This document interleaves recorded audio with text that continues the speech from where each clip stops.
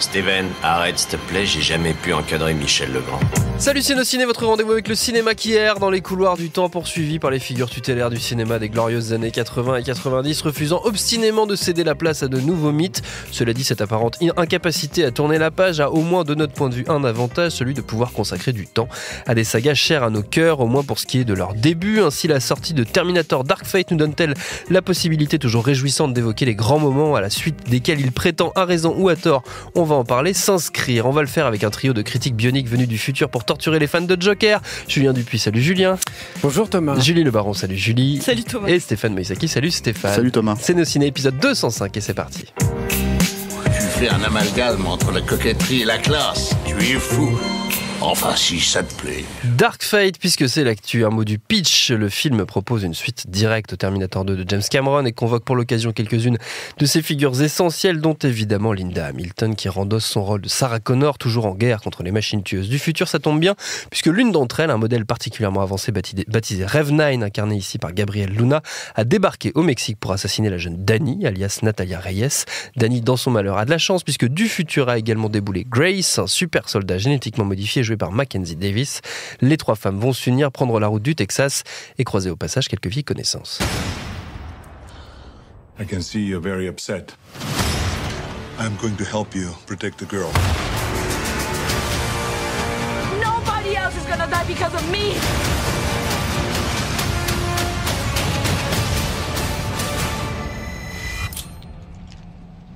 I'll be back.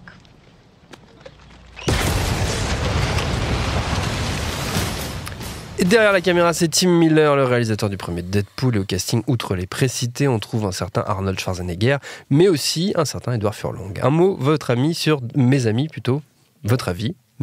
sur Dark Fate, avant qu'on en cause plus longuement après. Julie, en un mot. En un mot. Allez. En un mot qui se transforme en trois mots. Allez, comme le en Rev trois 9, mots. capable de se décupler. Pas si mauvais. Pas si mauvais, pas mal. Stéphane. En un mot? Ou en trois mots. Plusieurs mots. En plusieurs mots, tu peux. Tellement meilleur que le Joker. Tellement. Voilà. Oh la vache. Juste pour troller. Ça va être toute la saison comme ça. Ouais. Julien. Rideau. Ah ouais, rideau. Carl. C'est extrêmement mystérieux tout ça. Oui, mais non. C'est extrêmement mystérieux. Ça promet. J'ai hâte qu'on en parle à la fin, surtout du rideau. Retour d'abord donc en arrière sur la franchise Terminator, sur le tout premier The Terminator qui a été réalisé par Cameron donc en 84. Est-ce que vous avez un peu un premier souvenir autour de ce film ou peut-être même de cette franchise? Julie, c'est quoi ton premier point d'accroche avec la franchise Terminator? C'est peut-être pas le premier, c'est peut-être le deuxième d'ailleurs. Mon premier point d'accroche avec la franchise, c'est les deux premiers films. C'est les deux premiers films, ouais. Je devais avoir moins 5 ans quand le premier est sorti. Ouais. Et moi j'avais moins 2 ans. Ouais, voilà, c'est ça. Donc j'étais plus ARSC à l'époque. Mais heureusement, j'avais un grand frère et une grande sœur en fait, qui m'ont montré les films alors que j'étais assez jeune. Quoi, et ça m'a marqué durablement. Quelle image tu gardes toi, du tout premier de Terminator, si on s'intéresse à celui-là en particulier? L'image du tout premier, non, parce que si tu me parles de Terminator, moi, s'il y a une image que je garde, c'est celle du deuxième, c'est celle des enfants qui brûlent comme des bouts de papier. Enfin, ça, c'est un truc qui est imprimé sur ma rétine à vie. Je pense sur la rétine de pas mal de gens, effectivement. Et l'image du premier, c'est assez classique, mais c'est Schwarzenegger qui met des lunettes de soleil pour cacher son œil robotique. Que je n'oublierai jamais non plus. Forcément, une image iconique aussi. Qu'est-ce qu'on peut dire sur ce projet de Terminator, si on remonte un peu l'histoire? D'où est-ce qu'il vient, d'où est-ce qu'il nous tombe? Qui se lance? La question à qui? Parce je sais pas, je regarde. Vous allez tous me répondre. Julie, c'était toi qui avais la parole, c'est toi qui commence. Je peux commencer, et puis en plus, vous pourrez étouffer. Donc Terminator, d'où ça vient? Donc ça vient en fait d'un rêve, enfin d'une hallucination due à la fièvre de James Cameron, qui est à l'époque en train de réaliser Piranha 2, les poissons tueurs, si je ne m'abuse.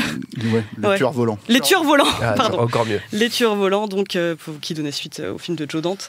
Et ça vient d'un moment de forte solitude pour Cameron en fait, qui est donc en Italie avec une équipe de tournage qui ne parle pas un mot d'anglais. Il est considéré un peu comme un tâcheron à l'époque, si je ne m'abuse. Et en plus de ça, il est complètement fauché. Il est obligé, donc ce que j'ai lu dans une interview, c'est qu'il était obligé de voler de la nourriture sur les plateaux des room service du lieu où il logeait. Et donc c'est tout malade et tout fiévreux qui fait un rêve. Donc il voit une image d'une espèce de torse fait de chrome qui émerge d'une explosion et qui se traîne au sol avec des couteaux de cuisine, quoi. Et donc c'est à partir de cette image-là qu'il va développer Terminator. Et donc à l'époque, comme il n'est pas considéré comme un grand réalisateur. Il dispose d'un tout petit budget, donc de $6 millions. Et la suite, elle fait partie de l'histoire, quoi. Qui se lance à la suite? Allez-y, continuez. Enrichissez au fur et à mesure. Allez-y, c'est une émission évolutive. C'est aussi un film qui... Ouais, c'est dur. Hein. C'est dur. Ouais, vous n'êtes pas en forme aujourd'hui. Non, mais il y a tellement à dire aussi sur Terminator. C'est un film compliqué. Moi, je pense que c'est aussi un film... Parce que c'est vrai que cette anecdote que rapporte Julia est avérée. Enfin, il l'a raconté plusieurs fois. On a vu la peinture même. Mais je pense aussi que Terminator, c'est, comme il le fera plus tard avec Avatar, un conglomérat de tout ce qu'il a pu ingurgiter en science-fiction aussi. James Cameron, d'ailleurs, le scénario du film donnera lieu à un procès auprès d'un auteur de science-fiction reconnu. Et c'est vrai qu'il y a des parentés, en fait, dans l'intrigue. Je crois que maintenant, il est... Arlan Ellison. Arlan Ellison, oui. Et il est au générique, je crois, maintenant. Enfin, à cause du procès, il est au générique à la fin. Mais en fait, j'ai toujours trouvé que ce procès était assez injuste, non pas parce que Cameron fait partie de mon panthéon, voilà, mais surtout parce qu'en fait, finalement, il a piqué à Ellison, mais comme il a piqué à plein d'autres mecs, en fait. C'est-à-dire que Cameron, avant toute chose, c'est un fanat de SF. C'est le projet un des projets, en fait, liés à Avatar, pour lui, c'était de populariser des concepts de SF qui n'étaient pas populaires, parce que la SF, ça reste quand même un domaine qui est circonscrit à un petit groupe en fait de public, hein. Et du coup il y a ça en fait dans Terminator, il y a cette façon en fait de synthétiser beaucoup de fantasmes de science-fiction qui n'avaient pas été vraiment concrétisés de cette façon-là au cinéma. Et puis il y a un autre truc qui est cette symbiose hallucinante et ça qui est typique de Cameron, de lier les ambitions artistiques du film avec ses capacités technologiques et ses moyens. Et ça, je pense qu'il y a... Enfin, je pense pas qu'il y ait un autre cinéaste dans l'histoire du grand écran en fait, qui ait été capable d'optimiser à ce point-là ses moyens, ou même d'en tirer une force, en fait. Et ça, c'est un truc ahurissant, en fait, quand tu vois le premier Terminator, parce que c'est effectivement un tout petit budget, tourné dans des conditions vraiment ultra difficile, où il n'arrivait pas à avoir, par exemple, les techniciens qu'il voulait. C'est-à-dire que c'est Stan Winston qui a fait les maquillages et le robot, en fait, du premier Terminator. Mais lui, James Cameron, il voulait pas du tout Stan Winston parce qu'il n'était pas super réputé encore à l'époque. Il voulait Dick Smith, qui était le grand maquilleur, qui avait fait L'Exorciste, Le Parrain, tout ça. Et c'est Dick Smith qui a dit non... Déjà, votre budget, là, il est tout petit. Il y a une énorme... vous avez une ambition qui est délirante là-dessus. Donc, moi, je le fais pas. Mais par contre, vous pouvez aller taper à la porte de ce jeune mec. Bon, il était plus très jeune déjà, Winston, mais... qui a réuni autour de lui par contre des mecs qui étaient très jeunes et qui ont énormément donné d'eux-mêmes et donné aussi beaucoup de temps parce qu'ils ont eu la chance d'avoir beaucoup de temps en fait en pré-production aussi, hein. C'est ça aussi qui a permis au film d'obtenir son argent. Et puis un autre truc aussi, je pense, dans le premier Terminator, c'est que moi j'ai été frappé comme tout le monde par l'image dont parlait Julie, par l'exosquelette, enfin le squelette métallique qui sort des flammes à la fin, par toutes ces images, la guerre du futur au début. Mais je pense que ce qui me reste au final, c'est l'histoire d'amour, qui est une des plus belles que j'ai vues, même au cinéma. Enfin, je trouve qu'elle est incroyable, cette histoire d'amour. Et comme dans Avatar, je suis désolé de revenir à ce film-là, mais je trouve que c'est quand même deux films qui se font écho sur plein de choses. Pour moi, d'ailleurs, c'est peut-être ces deux meilleurs films, en fait. Moi, j'aime beaucoup Abyss, mais enfin, je sais pas, c'est compliqué. Mais bref. mais comme Avatar, ce qui est génial, en fait, c'est comment il arrive à sublimer la romance par des purs concepts de SF. C'est-à-dire que l'histoire d'amour dans Terminator, elle tient parce que c'est une histoire de voyage dans le temps. Et ça a un poids fondamental. C'est-à-dire que le rapport de Reese, le fait que Reese il soit parti dans le passé, qu'ils connaissent la photo de Sarah Connor auparavant, le rapport avec John Connor dans leur couple, etc. C'est un truc incroyable, quoi. Et ça s'inclut incroyablement bien, en fait, dans cette histoire d'apocalypse, et dans ce récit purement mythologique. Enfin voilà, John Connor, c'est pareil, c'est un poncif, il l'a dit plusieurs fois, mais les initiales c'est JC, donc pour Jésus-Christ. Je pense que d'ailleurs ça c'est un truc, enfin on en parlera pour les suites, mais je pense que c'est un concept, John Connor. Et ça c'est un truc intéressant qu'ils ont fait sur le dernier. C'est que pour moi c'est un personnage que tu dois pas voir, en fait. C'est un concept, c'est un idéal, tu aspires à l'avoir, tu aspires à le créer, en fait. Et voilà. C'est un film assez hallucinant et dont lasse jamais aussi de désosser toutes les astuces techniques aussi. On pourrait faire un ciné de 5 heures là-dessus. Non, mais on le fera un jour. Mais je ne le ferai pas. Mais non, mais voilà, sinon je relance, c'est horrible. Stéphane. Alors, pour moi, Terminator, c'est un exemple vraiment parfait de série B, dans le meilleur sens du terme, en fait. C'est-à-dire que c'est un des meilleurs scénars. Et là, je parle vraiment de scénar, vraiment que j'ai pu voir en fait au cinéma, en tout cas en grandissant à l'époque et tout. Et encore aujourd'hui, je trouve qu'il tient vraiment extrêmement bien la route parce qu'il arrive à faire passer tous ces concepts qui sont quand même extrêmement tortueux, extrêmement compliqués à faire comprendre très très facilement. L'histoire d'amour dont parle Julien, c'est un homme qui traverse le temps pour retrouver la femme qu'il aime. Il n'y a pas plus romantique, je trouve. Enfin, moi, je cherche même dans des films d'amour, tu vois. Il n'y a pas aussi beau, tu vois, que ça, quoi. Et alors, certes, peut-être que ça fonctionne parce que c'est dans un tout, c'est-à-dire dans un film d'action, dans un film de SF, dans tout ça. Mais le cœur du film est vraiment là. Et après, il y a une alliance, en fait. La réussite aussi, je pense, du film de manière générale, c'est que sur ce scénar qui, moi, je trouve à l'épreuve en fait des balles, on va dire, tu peux vraiment prendre dans n'importe quel sens, il fonctionne. Il prend tous les risques possibles en fait pour faire ce film-là, quoi. Il va quand même, malgré le fait qu'il n'a pas d'argent, il va te montrer en fait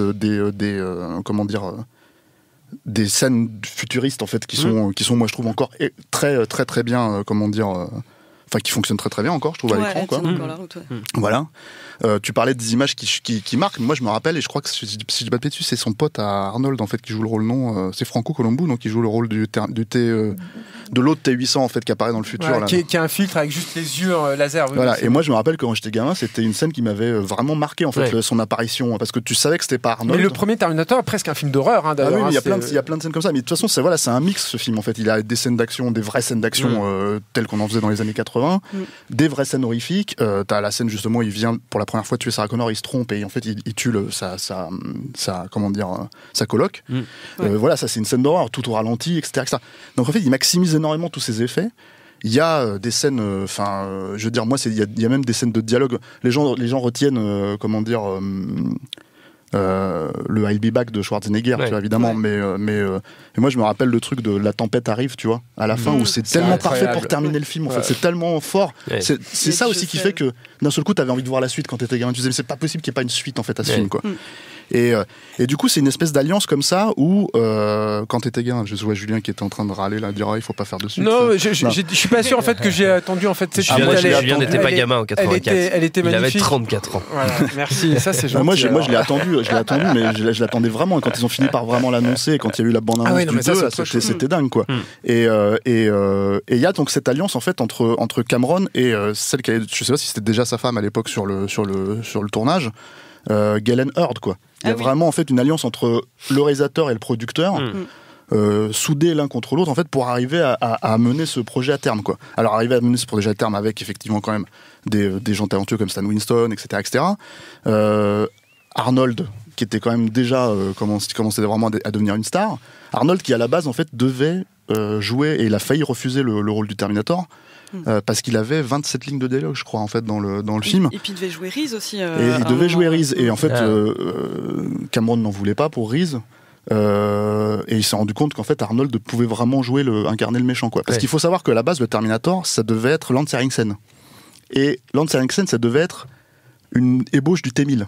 Parce qu'elle allait devenir le T-1000. Lance Henriksen, c'est celui qui joue Bishop dans Aliens. Oui, voilà. Il joue un des deux commissaires. Il joue un des flics dans le commissariat, dans la fameuse scène du commissariat.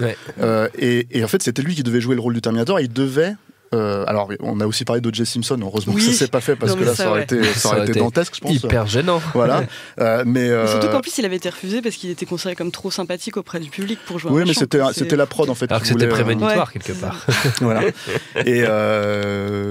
Et du coup, en fait, comme c'était une espèce d'ébauche du T-1000 et que là, vraiment, c'était pas possible de faire ça avec les effets spéciaux et les moyens de l'époque, en tout cas les moyens que Cameron avait, voilà, en fait, ils sont vraiment rabattus sur Terminator et ça a créé c'est une créature du fantastique ou de la SF, en fait, telle qu'il y en a finalement, ces 15-20 dernières années, très très peu, en fait, qui ont été créés, quoi. Donc voilà, et après, bah oui, quand je dis c'est un exemple de série B, c'est aussi un exemple de série B philosophique, c'est-à-dire tout ce que ça draine en fait comme concept philosophique en fait qui va vraiment mener à terme, et y compris dans les suites de merde qui ont été faites derrière, qui viennent en fait de ce que Cameron a mis en place. Bah c'est très très fort.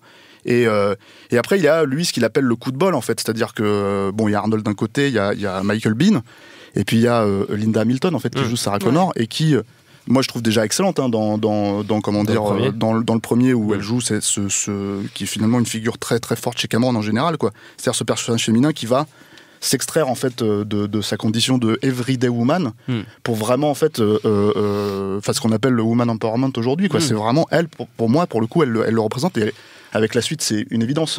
Et ce qui est fort, en fait, c'est d'avoir réussi à parier, sans même le savoir, en fait, que cette actrice-là, elle allait se donner à ce point à fond, en fait, pour Terminator 2, parce que c'est vraiment une performance de dingue dans Terminator 2, mais ça, on va revenir dessus, mais voilà. Donc pour moi, il y a un côté...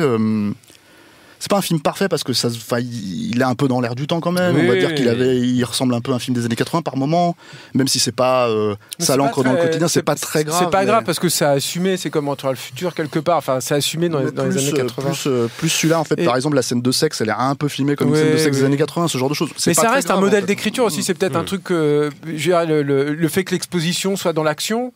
C'est pas des trucs qui se faisaient forcément en fait auparavant, c'est-à-dire que Kyle Reese, quand il lui explique à Sarah Connor comment ça se passe, etc., c'est pendant une poursuite en voiture, quoi. C'est génial comme idée, quoi.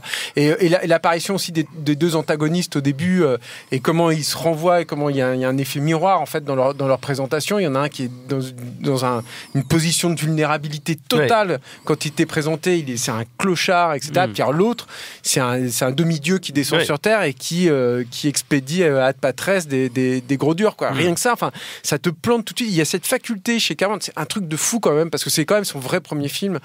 C'est incroyable déjà d'avoir une telle maîtrise en fait du langage cinématographique, quoi. C'est le truc où les gens après te disent ah non mais le scénario est un peu simple. Non, il est pas simple, il est limpide. Il est tout sauf simple. Il est limpide. C'est pas du tout la même chose. Hein. C'est sa grande force, effectivement.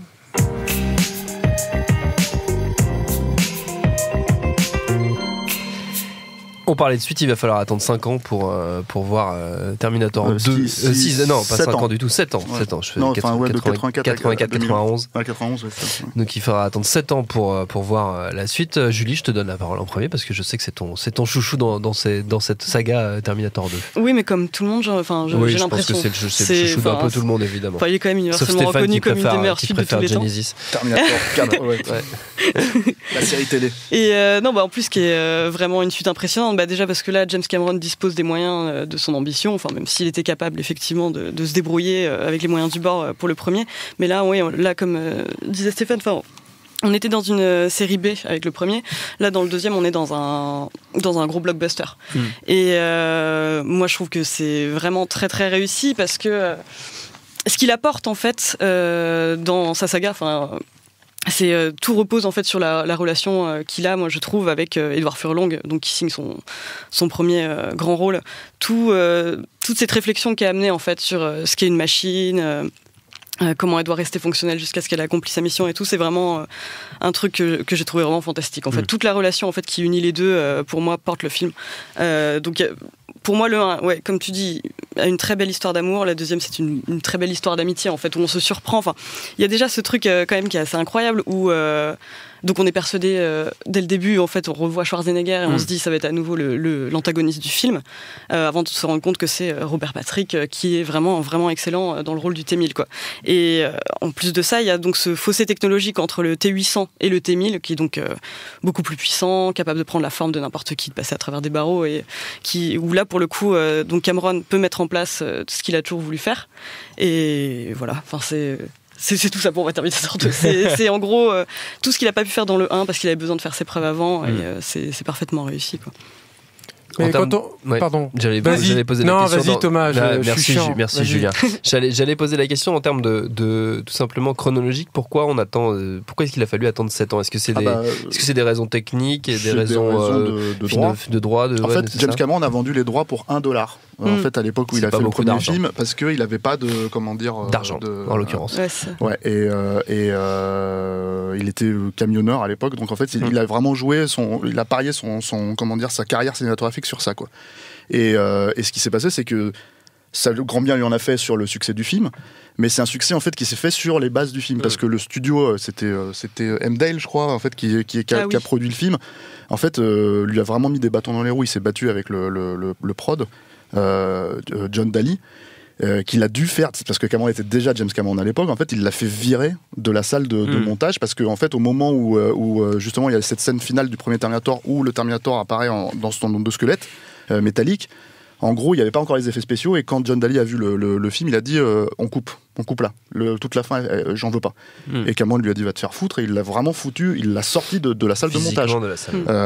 Voilà, et en rétribution, quand le film a commencé à marcher, qu'il fallait vraiment ouvrir le parc de sortie en fait pour lui donner un plus gros succès, M. Dale et Daly en fait sont restés les bras croisés à rien faire, quoi. Donc M. Dale en fait a fait faillite quelques années après.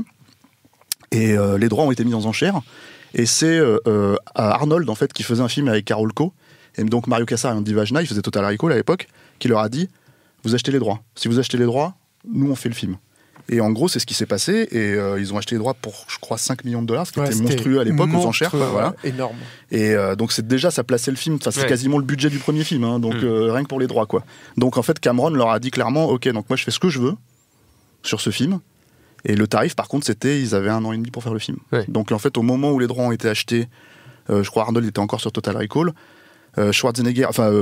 Cameron, en fait, a écrit le scénar en 3 mois. Ils l'ont balancé à Cannes, je crois. Ils ont filé le scénar à Cannes pendant, je crois que c'était pendant le jet privé quand ils sont partis là-bas. Personne ne l'avait lu. Il l'a filé à Arnold. Il est arrivé, ils ont retardé, en fait, le décollage de l'avion. C'est véridique, hein. Ils ont retardé le décollage de l'avion parce qu'il était en train de terminer le scénar, en fait. Et ils ont annoncé la date de sortie à Cannes. Et ça, c'était Carol Coe. Hein. Ce qui est très drôle, c'est que Arnold à l'époque disait que c'était le scénar rêvé et tout. Et en fait, il en a parlé récemment, il y a 2 ans, quand ils ont ressorti Terminator 2 3D. Et il a dit mais moi, j'étais pas content. Je joue un gentil. Qu'est-ce que c'est que ces conneries? Tu vois. Et en fait, ça, il l'avait jamais dit. Il l'avait jamais dit jusqu'à là, il y a récemment, en fait, parce qu'il se lâche un peu plus Arnold sur sa carrière ces dernières années, quoi. Voilà. Et en gros, il disait ça va pas marcher. Or, tout le principe justement du film, tout le principe de Terminator 2, et ce qui est absolument génial, c'est comment faire un film dans la continuité. C'est-à-dire, même si c'est 100 fois plus gros, mais en même temps, tout en surprenant les gens, en fait. Et ça fait partie du principe. Et en plus, ça s'inscrit dans, on va dire, la thématique générale de Cameron, qui est son rapport à la technologie, son rapport à la nouveauté et en fait au progrès, quoi. Et sa peur, en même temps, panique de ça. Parce que d'un côté, il y a sa trouille en fait de l'Holocauste nucléaire et d'un autre côté en fait son désir de progrès qui s'inscrit dans son projet de réalisateur en fait de manière générale, quoi.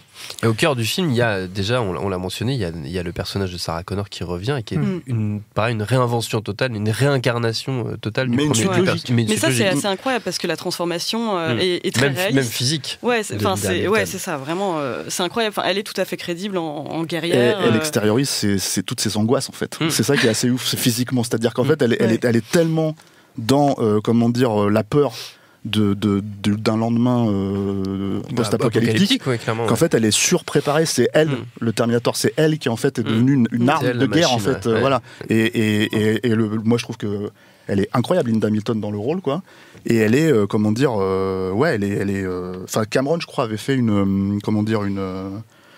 une espèce de campagne en fait pour qu'elle soit nommée aux Oscars, pardon. Ouais. Oui. Et en fait ça a pas du tout pris, quoi. Voilà, ce qui est dommage parce qu'effectivement elle est vraiment super, moi je trouve, dans le film, quoi. C'est vrai qu'au-delà de la performance physique, moi je me souviendrai toujours de la scène justement où elle parle de cette explosion dans un parc pour enfants où tout le monde la croit folle. Toutes les scènes dans l'hôpital psychiatrique, elle est vraiment fabuleuse dedans. Mais ce qui est intéressant de T2 aussi, c'est que c'est la même chose, c'est-à-dire que tu peux te dire, mais aujourd'hui, c'est dans l'évidence, en fait, tout ça. Et il n'y a rien qui était évident. Moi, je me souviens encore qu'à l'époque, Cameron, il devait expliquer pourquoi il y avait un nouveau T800 en fait, qui était là. Ouais.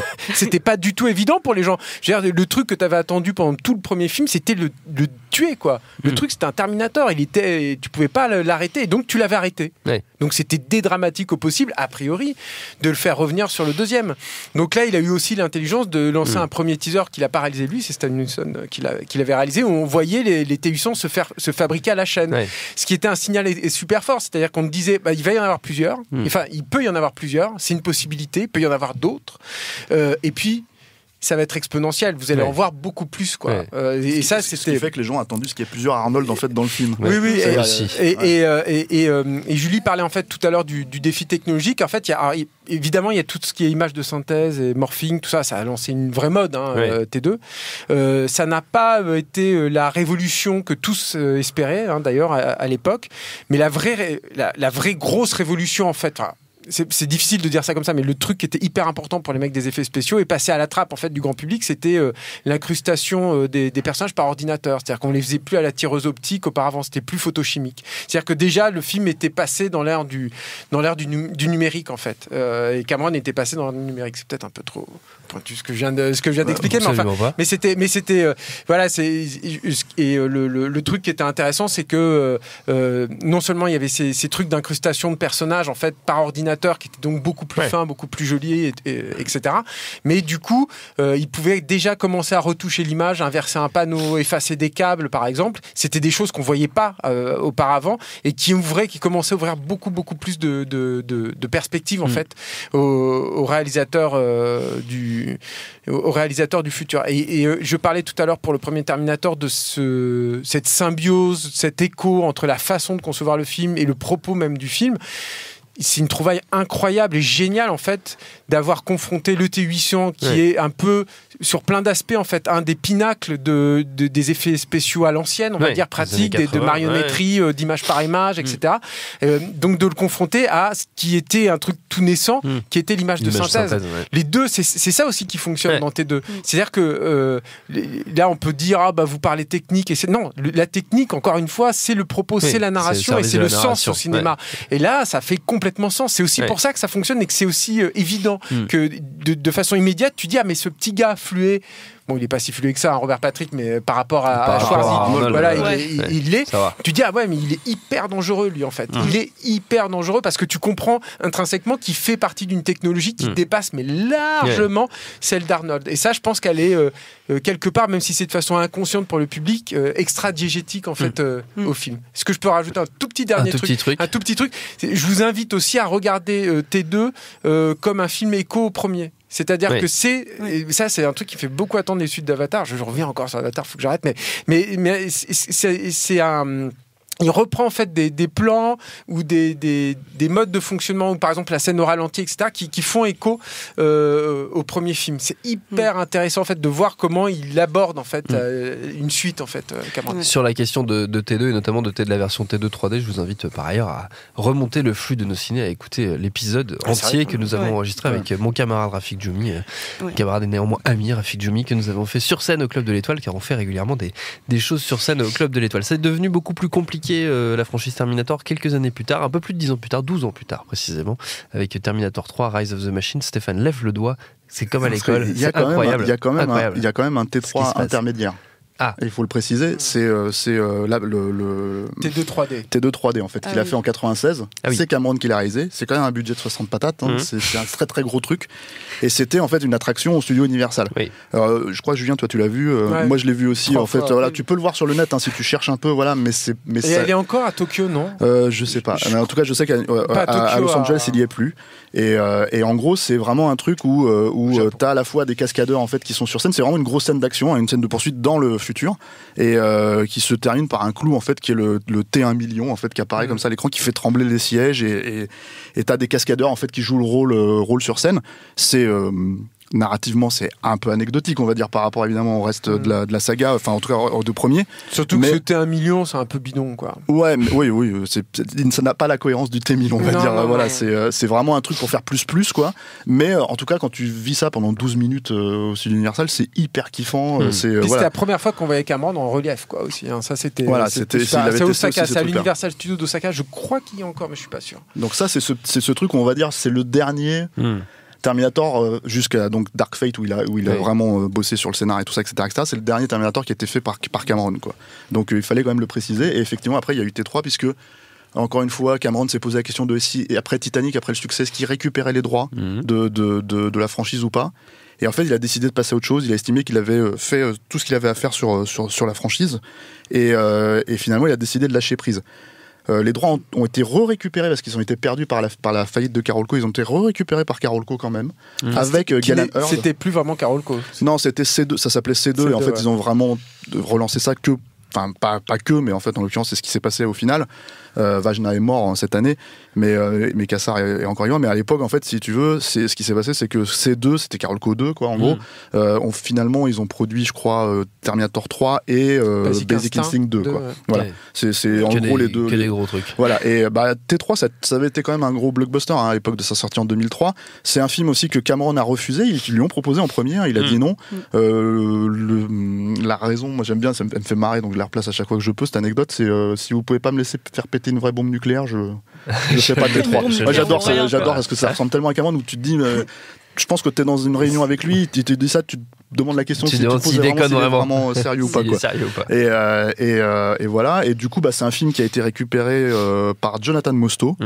Après moi le film il est anecdotique, c'est-à-dire alors c'est pas un mauvais film mais c'est pas vraiment un bon film non plus. Le problème de Terminator 3 pour moi c'est surtout que c'est une espèce de mise à jour de T2 avec des éléments du premier Terminator réalisé par le mec qui a fait U571 avec John Bon Jovi. C'était plutôt c'était sympa, bien, U571, hein, voilà, tu fais le malin là, avec ton petit rectus, mais c'était sympa. Tu l'as vu? Ah oui, je l'ai vu au cinéma. Et Breakdown, c'était pas mal aussi, c'était pas mal. C'est super. Ah, Breakdown, c'était bien. Mostow, ça s'est gâté après. U571, moi j'avais trouvé ça chaud déjà, mais bon, bref, Mostow, c'est un mec à l'ancienne d'une autre émission. Mostow, c'est un mec un peu à l'ancienne, il a vraiment une logique de facture classique. C'est un écrivain, enfin c'est un scénariste aussi. Et donc le truc, c'est que sur Terminator 3, on va dire que je pense qu'il a été coincé par les impératifs. Pour le coup, en fait, Cameron, tu lui dis pas quoi faire. Mais en fait, si Cameron n'est pas là, et je pense que c'est Vajna et Kassar qui mènent vraiment la danse. Et du coup, en fait, le problème, moi, je trouve de ce film, c'est qu'il n'apporte vraiment rien à la mythologie de Terminator, parce que la Terminatrix, en soi, c'est une version féminine du T-1000, avec une mise à jour Internet, on va dire. Voilà. Enfin, elle a le Wi-Fi, quoi. Elle a la 4G. Enfin, je sais pas, c'était la 3G. Je sais pas ce que c'était, mais elle a le Wi-Fi. 2003, quoi. Quand même. Voilà. En tout cas, elle se connecte sur Internet. Hein. C'est comme ça qu'elle trouve les gens au début. Toi. Et après, il y a que deux petits éléments, je trouve, en fait, qui faisaient un peu évoluer la mythologie. C'est-à-dire que comme c'est vraiment centré sur John Connor, parce que Sarah Connor disparaît complètement à cause du fait que Linda Hamilton ne voulait pas reprendre le rôle, donc ils ont expédié le personnage. Enfin, ils ont dit elle est morte d'un cancer, ce qui est un peu terrible. Ouais, c'est une triste fin pour Sarah Connor. C'est clair. Les deux éléments, en fait, pour moi, en tout cas dans Terminator 3, qui font un petit peu évoluer la saga, c'est ce passage où le Terminator qui revient, le T-800 qui revient, donc toujours incarné par Arnold, est celui en fait qui a tué John Connor dans le futur. Donc ça, c'est un élément, mais qui est à peine dévoilé, mais qui est vraiment pas plus poussé que ça, quoi. Et la fin, qui est une vraie fin apocalyptique, donc, et qui, comment dire, qui était assez jolie en soi, quoi, on va dire, dans le cadre de la saga, quoi. Et qui est intéressante parce que Terminator a ceci de particulier, la saga Terminator a ceci de particulier qu'elle croit au fatalisme, en fait.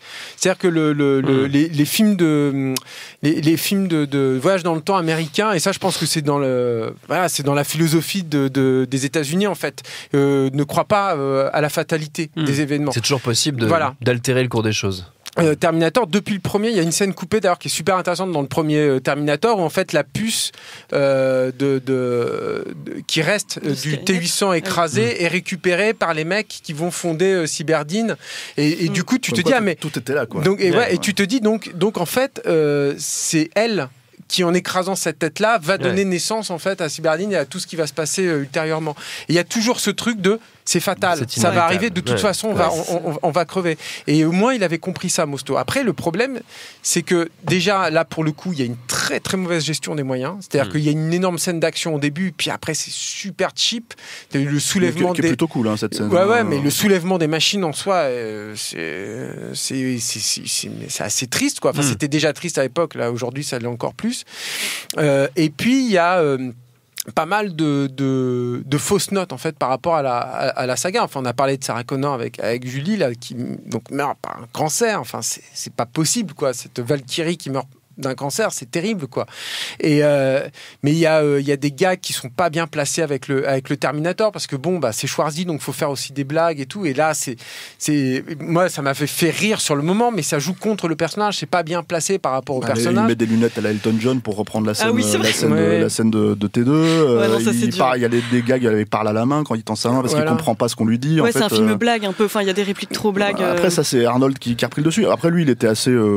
Arnold il comprend le perso aussi. aussi. Ça, c'est un truc qu'il faut vraiment préciser. Et du coup, c'est pour ça qu'il est jamais, même dans des merdes comme Terminator Genesis, on va y arriver, il est pas vraiment, il est pas déplacé, quoi. C'est-à-dire qu'en fait, il connaît vraiment le perso. Une des raisons pour lesquelles Cameron l'a casté au début, c'est quand Schwarzenegger lui expliquait que le personnage du Terminator, quand il recharge en fait son arme, il ne devrait même pas regarder en fait son geste. Il devrait vraiment être en train de fixer sa proie et en fait de continuer à recharger son arme comme ça, quoi qu'il arrive.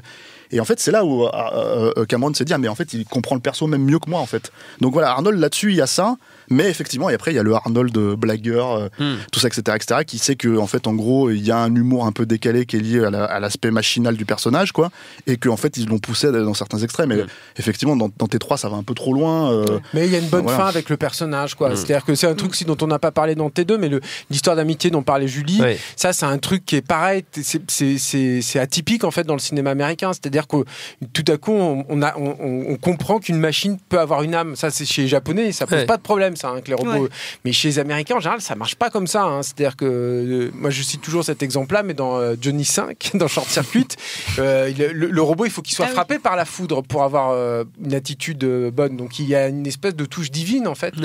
Cameron ne lit pas comme ça, en fait. Il est plus japonais vraiment sur ce point-là. Et je trouve, dans T3, il a au moins cette faculté de travailler à bon escient, de savoir où placer l'héroïsme en fait du personnage. Et après, moi, je pense pardon, vas-y. Ah oui, non, je voulais juste dire qu'il y a une autre déception. Dans T3, t'en as parlé rapidement, mais c'est vrai qu'il y a forcément ce côté surenchère par rapport au T8. Enfin, quand tu vois le fossé entre le T800 et le T1000, tu t'attends forcément à un truc complètement fou. Dans le troisième, tu viens au moins pour ça, quoi. Et là, tout ce que t'as, comme tu dis, une version BT qui peut se connecter. Mais parce que je pense que c'est la grosse distinction entre un bon faiseur de blockbuster comme pouvait être Mosto à l'époque et un vrai auteur de blockbuster comme l'était Cameron, c'est que Cameron, en fait, quand il visualise en fait un personnage comme le T1000, en fait, d'un seul coup, il a des millions de références en fait graphiques qui lui viennent en tête. Moi, je sais que toute la scène finale dans l'usine, c'est du Salvador Dali, quoi. Le personnage du T-1000, quoi. C'est hallucinant, quoi. Il prend toutes les formes de ses victimes, qui est en plus un concept de SF qui vient du Body Snatcher.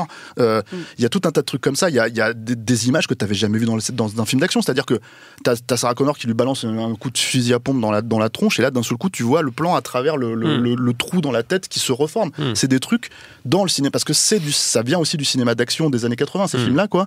T'avais jamais ça. T'avais pas ça alors clairement pas dans des canons, clairement pas dans des trucs comme ça, tu vois. Donc là, d'un seul coup, utiliser la SF et lui donner une espèce des sensations complètement dingues, c'est la grosse distinction entre un T2 qui était un vrai blockbuster d'auteur et un T3 qui était un film de bonne facture, mais finalement assez anecdotique, quoi. C'est un lecteur de comics, hein, Cameron aussi. Si on veut avoir le temps de parler de Dark Fate, les amis, sans y passer 6 heures, il va falloir qu'on aille assez vite sur Salvation et encore plus sur Genesis éventuellement, parce qu'en plus on a consacré un épisode entier à l'époque de sa sortie, au tout début de nos ciné, parce que c'est sorti en 2015, Genesis.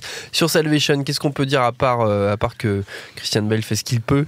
Encore une fois, on change de John Connor. C'est-à-dire qu'en gros, John Connor, c'était Nick Stahl dans le 3, puisque, j'ai oublié son nom, le gosse du T2, là, Edward Furlong, merci. Avait des gros problèmes de danse, voilà. Donc là, c'est Nick Stahl, et là, de nouveau, ça change, et c'est John Connor, c'est comme tu as dit, Christian Bale. Et après, l'idée, c'était alors, les droits sont perdus, sont repris. En fait, là, Cameron n'a vraiment quasiment plus rien à voir. Arnold n'a plus rien à voir, parce qu'il n'est pas dans le film, quasiment. En fait, il a vraiment une apparition au final, mais c'est même pas lui qui joue le truc. Et en gros, l'idée, c'était qu'est-ce qu'on peut faire maintenant avec Terminator, puisque c'est une fausse suite entre guillemets à Terminator 3. Qu'est-ce qu'on peut faire avec ça? En fait, on va faire vraiment la guerre des machines. Pourquoi pas, hein, conceptuellement. Enfin, je veux dire, il y avait de l'idée.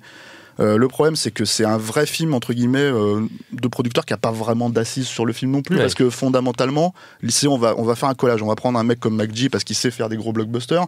On va prendre des scénaristes à la mode. À l'époque, t'avais le frère de Nolan, je crois.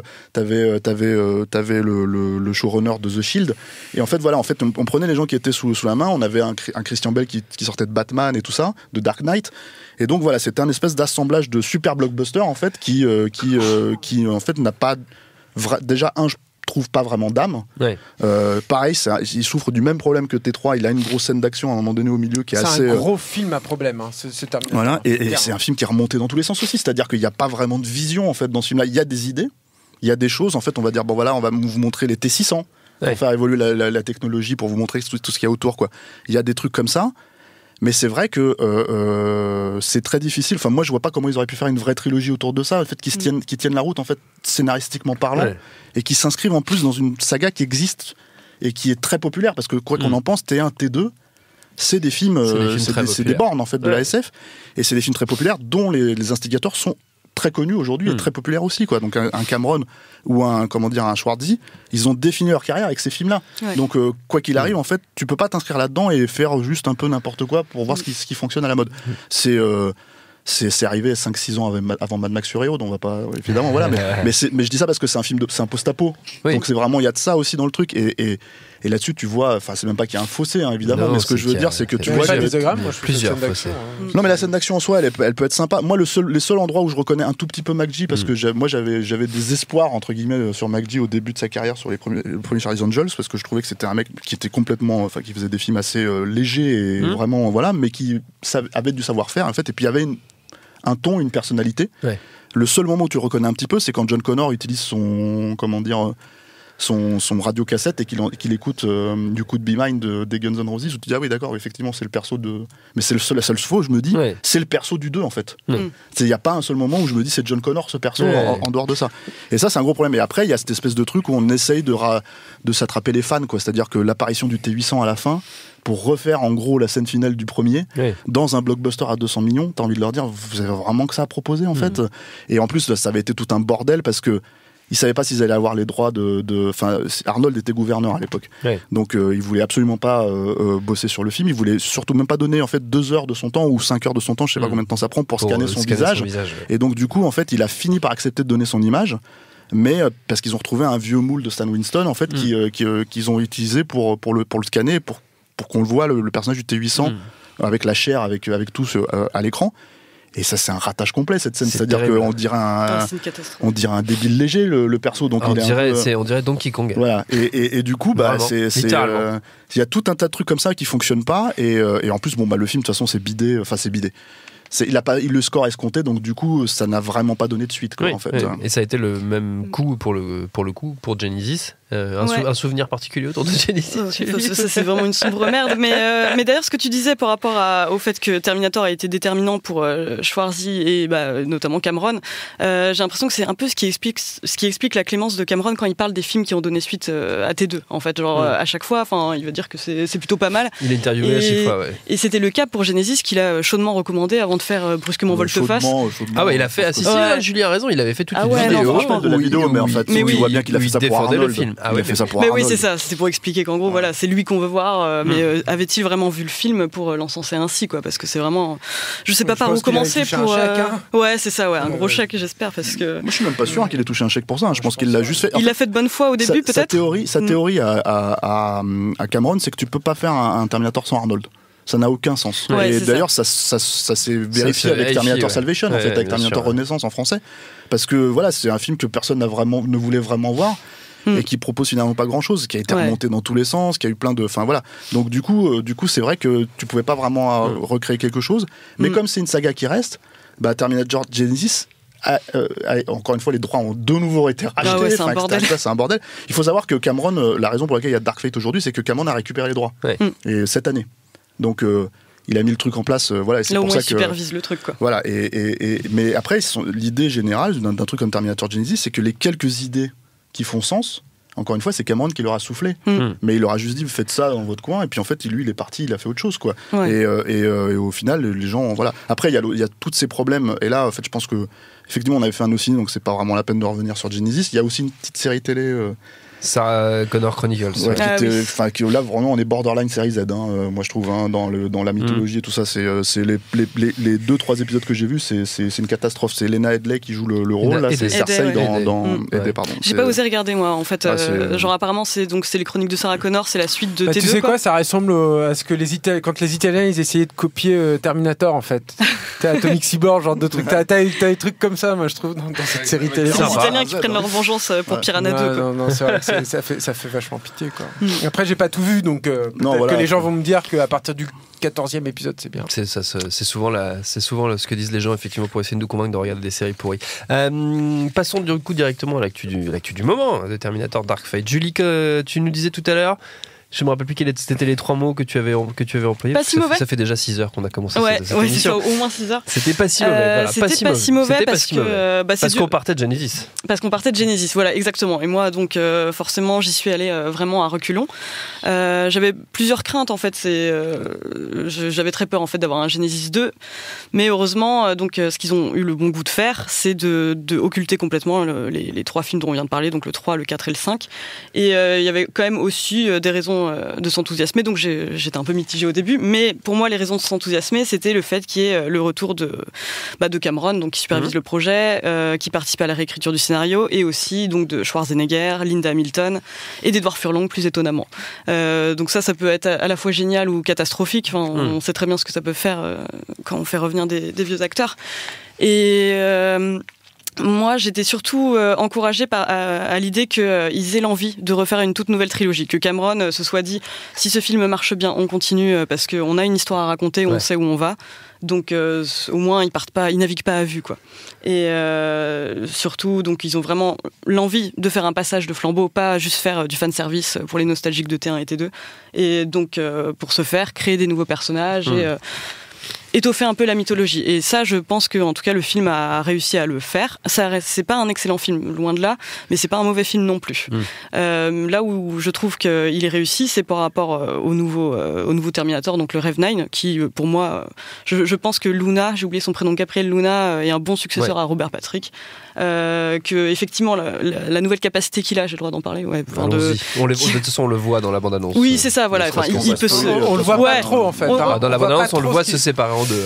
Mais ça c'est cool en fait. De toute façon, je pense qu'on est obligé de spoiler si on parle de Schwarzy, quoi. Mais ouais. Allons-y, spoilons. Mais il y a le fait qu'ils puissent se dupliquer, et donc en fait que donc les deux forment des unités autonomes et donc 2 fois plus puissants. Enfin bref, avec leurs faiblesses et leurs points forts chacun. Ouais. C'est ça. Ça c'est sympa. Ça c'est assez fascinant. Ouais. C'est assez rigolo.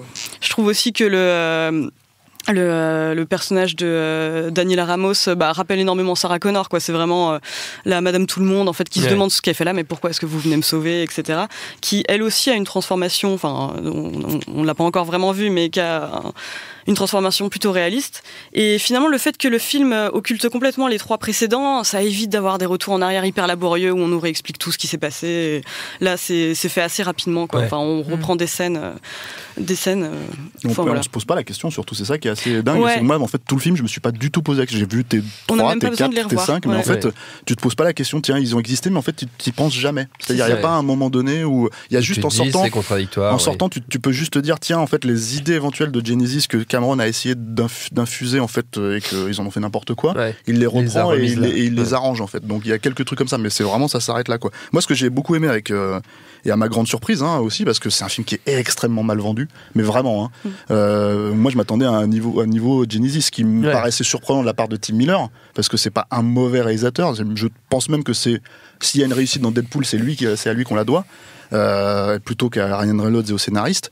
Mais là, je pense que c'est un des problèmes du film et en même temps une des qualités aussi, parce que ça se voit que c'est quelqu'un qui voulait faire ce film en fait, que c'est une saga qui lui tient à cœur, qu'il aime vraiment ça. Après, le problème de Terminator Dark Fate, c'est que ça s'ouvre en fait sur, je le dis, pour spoiler, ça s'ouvre sur la mort de John Connor en fait, qui dans une scène qui se passe en 98, donc c'est-à-dire très très peu de temps après que le Judgment Day a été annulé, le jour du jugement a été annulé.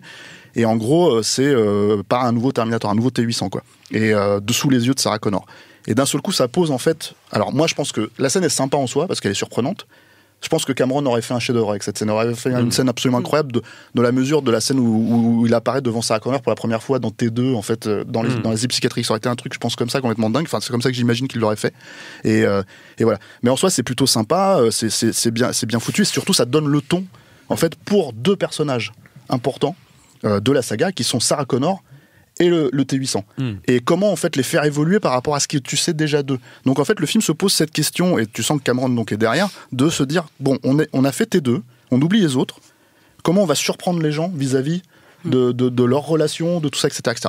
Et ça, c'est extrêmement bien fait. Il a raison que Cameron, personne d'autre. Enfin, je sais pas si tu peux faire un Terminator sans Arnold, mais en tout cas, ce qui est certain, c'est que personne ne peut reprendre le rôle de Sarah Connor. Elle est impériale dans le film Linda Hamilton, impériale. C'est vraiment un des trucs sur lesquels aussi je m'y attendais absolument pas. Elle est vraiment formidable, quoi. tout en étant dans la continuité de son personnage. Et en gros, l'histoire après, ça fonctionne, c'est structuré exactement comme T2 quelque part en fait, c'est-à-dire que c'est vraiment un road movie où on va chercher le personnage de la nouvelle, donc John Connor, puisque c'est ce qu'elle est, le personnage, et comment on va essayer de la sauver quand on essaye de l'attaquer, quoi. Et sauf que la grosse distinction, c'est que c'est le pendant presque inversé de T2, c'est-à-dire si T2 se passait en Californie, dans les zones un peu pauvres, etc., bah là, la plupart du film se passe au Mexique. Et ce contexte-là, à travers les États-Unis, à travers la frontière, etc., est traité. Ouais, il aborde des problématiques très contemporaines, quoi. Voilà, mais c'est traité, c'est-à-dire que c'est pas comment dire, un blockbuster, tu vois, lambda qui aborde le truc. C'est-à-dire il y a tout le passage où il traverse la frontière, il y a tous ces trucs-là. Après, moi, je pense que les grosses réussites du film, c'est ça. Effectivement, les nouveaux persos qui sont plutôt bien et tout. On se demande où ça peut aller avec ça, quoi. Moi, je pense que le gros problème de ce film, et je pense que c'est là aussi où ils ont du mal à le vendre, c'est que c'est ces scènes d'action. C'est-à-dire, et donc c'est là où rentre en ligne de compte Tim Miller. Il y a des scènes sympas, correctes, mais t'as même pas, pour moi, en fait, une scène comme la scène de Terminator 3 avec le camion, quoi. C'est-à-dire que t'as pas un truc qui emporte, quoi, comme ça, même si c'est vraiment à part dans Terminator 3 et que c'est le seul truc vraiment réussi du film, on va dire. Là, le problème, c'est qu'il y a une scène, par exemple, dans un avion cargo, où moi, je comprenais pas quand je voyais ça dans la manche, je me dis, mais qu'est-ce que ça fout dans un Terminator? Sauf que quand tu vois comme elle est conceptualisée à la base, tu te dis, ah oui, en fait, non, oui, ça pouvait être pas mal parce que c'était un truc avec de la zéro gravité, etc., etc. Et si c'était Cameron qui avait réalisé cette scène, de toute évidence, ça aurait été une scène complètement dingue. Et là, le problème, c'est que c'est une scène qui est assez pauvre, je trouve, qui démontre les limites. En tout cas, peut-être qu'il a pas eu le temps de la faire correctement, mais qui démontre les limites de Tim Miller en tant que réal. Aussi sur, on va dire, parce que tu comprends plus rien ce qui se passe en fait dans cette scène, voilà. Et enfin, le dernier truc pour moi qui est assez chouette en fait dans le film, vraiment, c'est de revoir Arnold comme ça. C'est-à-dire, il y a beaucoup d'humour sur le personnage d'Arnold. C'est un personnage qui a encore une fois évolué parce qu'il est resté sur Terre et il s'est mis à culpabiliser d'avoir tué John Connor parce qu'il a accédé à une famille. Et en fait, donc dans la même logique que le T-800 de T2, il apprend à s'humaniser. Et en fait, c'est lui qui donne en fait plein d'infos à Sarah Connor pour la mettre sur la piste dès qu'il y a un Terminator en fait qui débarque sur Terre et qui est censé foutre le bordel, quoi. Donc t'as tout un truc comme ça et t'as ce jeu en fait où voilà, en fait l'humour fonctionne avec lui parce qu'il est cohérent, c'est cohérent dans l'évolution du personnage. Et là, ça j'en parle pas, mais il a une sortie de piste que je trouve formidable moi dans le film. Voilà. Donc enfin vraiment à la fois pour Terminator en soi et à la fois pour Arnold. Si Arnold s'arrêtait de faire du cinéma maintenant, pour moi ça serait bien. Très bien, tu vois, donc voilà. Julien, pour conclure. Moi je suis de l'avis de mes collègues. T'avais dit rideau tout à l'heure. Voilà. Non. Certainement, j'en ai pas parlé. Non, mais moi je vais pas en parler parce que si vous avez pas vu le film déjà, on a spoilé comme des. Enfin, Staff, surtout, il a spoilé comme un cochon. Ouais, mais on fait ça d'habitude. Non, mais il y a une. Dans Joker, il est fou. Il y a un gag avec des rideaux, mais ce qui est génial en fait, c'est que. En fait, moi, ce qui me fait plaisir avec ce Terminator-là, c'est que t'as l'impression qu'auparavant, les mecs, ils étaient en train de se creuser la tête à se dire, ils avaient cette franchise, ils se disaient, putain, mais merde, comment on peut faire une suite, en fait. Et en fait, depuis T2, c'est la première fois que je me dis, c'est pas ça. C'est le truc à l'envers. C'est que les mecs se sont dit, ah, mais on peut faire une suite. C'est pas du tout la même chose. C'est-à-dire qu'on me dit, ah, mais oui, mais ça peut continuer comme ça. Il y a quand même. Alors, encore une fois, moi, je suis d'accord, c'est un film qui est loin d'être parfait. Il y a plein de soucis et tout, mais il y a malgré tout ce truc qui est fondamental et qui est le principal de se dire ah non mais c'est logique en fait, ça peut aller par là. T'as envie de les suivre là en fait du coup. Moi j'ai envie de suivre Arnold dans ce truc-là. J'ai envie de voir ce que Linda Hamilton va faire. J'ai envie de voir cette évolution d'une part du futur et puis des nouveaux héros et des nouvelles promesses en fait de l'humanité là-dedans. J'ai envie de voir tout ça quoi. Et rien que ça en fait c'est du cinéma qui te redonne envie en fait. C'est tellement rare. Puis alors l'autre truc, et ça me semble important de le signaler parce que Stéphane le disait, ce film il a été très mal vendu. Il a été condamné. Moi je l'ai vu partout en fait. Avant compris par moi, hein. Moi quand j'avais la bande-annonce, et t'as envie de dire au mec, mais déjà arrêtez de juger un film sur sa bande-annonce. C'est vrai, ça Stéphane. Un film n'est pas sa bande-annonce. Et puis d'autre part, regardez un peu sur son réalisateur. Regardez un peu aussi qui est justement à la barre, tu vois. Et Tim Miller, c'est un gars qui est un proche de Cameron depuis très longtemps. C'est un mec qui a une vraie connaissance des effets spéciaux et tout. Et c'est un mec qui aime ça aussi, comme Cameron, quoi. Je veux dire, il suffit de voir Love, Death and Robots et tout. C'est son métier à la base. Non mais il aime la SF quoi. Il y a des idées. Par exemple sur le générique d'ouverture, il y a une idée de mise en scène et de narration pour te montrer les fameux crânes humains que tu as vu tout le temps et tout, où il te prend le temps de te poser le truc. Ça, c'est une idée d'un mec qui aime la SF, je trouve, moi, et qui a envie de voir cette image-là au cinéma.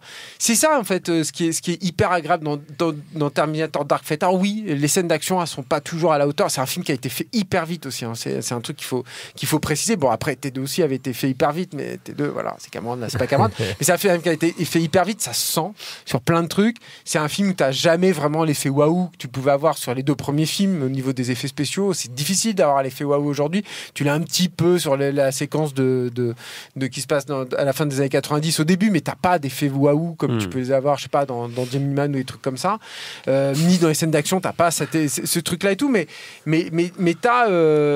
en même temps, c'est un film qui a sa propre logique de film, qui n'a pas sa logique de marché, et c'est un film qui fait exister son univers, qui est un truc qui me manque moi au cinéma, quoi.